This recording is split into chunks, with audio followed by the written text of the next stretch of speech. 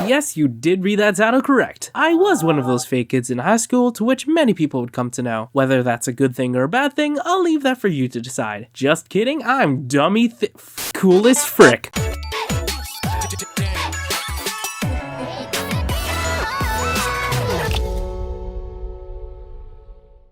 Yes, allow me to elaborate. Yes, indeed, I would hide my true self, or rather, a version of myself, from others. And till this day, it is still something I do constantly, sometimes even subconsciously. However, I don't exactly find this to be a negative thing. You're probably thinking of the stereotypical kid at school who is self-conscious about his own characteristics and wants to be popular with the rest of the cool cats, the mad lads, the 9-year-olds.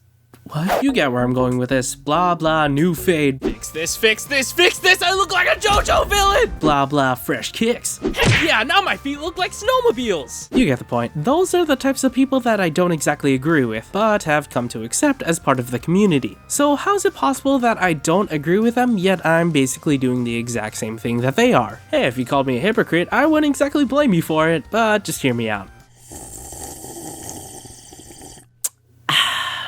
Now, I won't go into my entire backstory, but the short version is that I wasn't exactly the most confident individual when I was younger.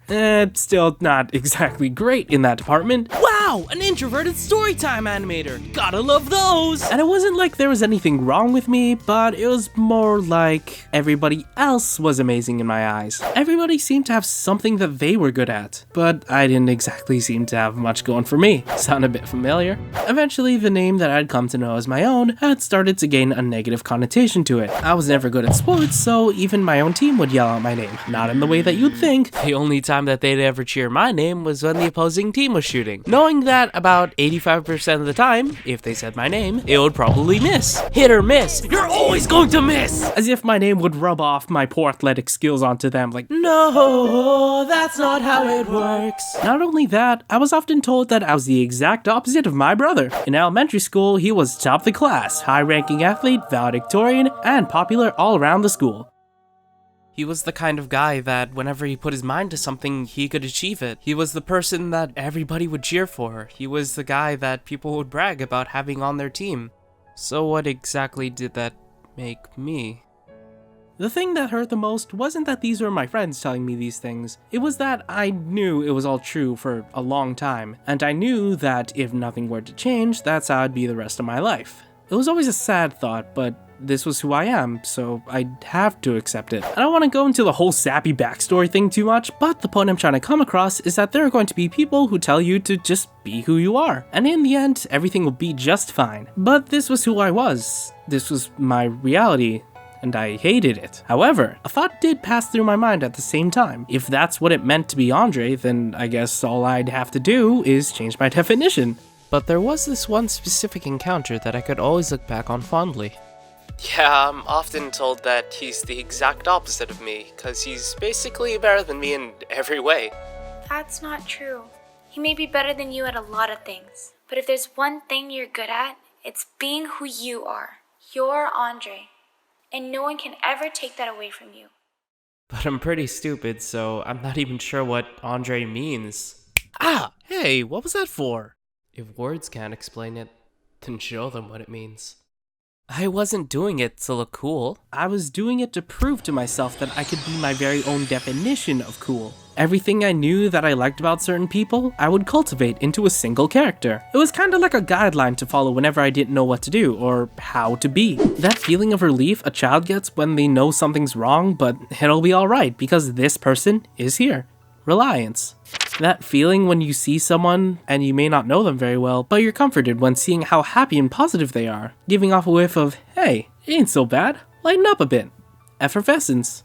That feeling when you know you can trust someone to get the job done simply off the fact that they seem to believe that not only can they complete the task, but do it with flair. Charisma. As time went on, this vague visage would slowly begin to take shape, and during the times when I felt like there was nothing I could do but reminisce on all my past failures, it would be as if, sometimes literally, I'd get a slap to the face, telling me that this may be how I feel, but that's not exactly how he would act, so go out there and kick some metaphorical butt. When I didn't feel up to the task, it would be okay to let go, because I could simply pass on the baton and put on the mask, escaping myself, yet embracing myself at the same time. Even when I'd make a fool of myself, I could still laugh, because it was just all part of my game of pretend. So there's no point in being a sour sport. Still bearing the same name, but living it through a different meaning. Am I crazy and delusional? Yeah, probably, but hey.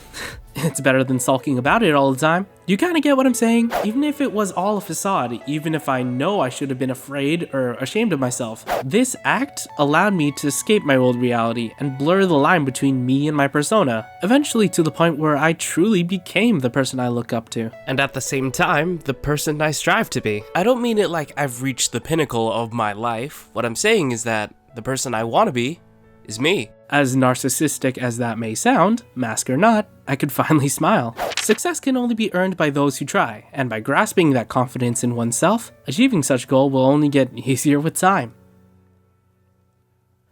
Geez, whenever I start talking seriously, it always sounds like it's an unnatural thing for me to do. I always gotta keep it upbeat, laid back, and lighthearted, but I thought this would be an important thing for me to talk about. Cause hey, if I'm 1 in a million, that'd mean there's still 7,500 other people just like me, so I thought I'd let them know. Be yourself? Screw that, I'll be even better.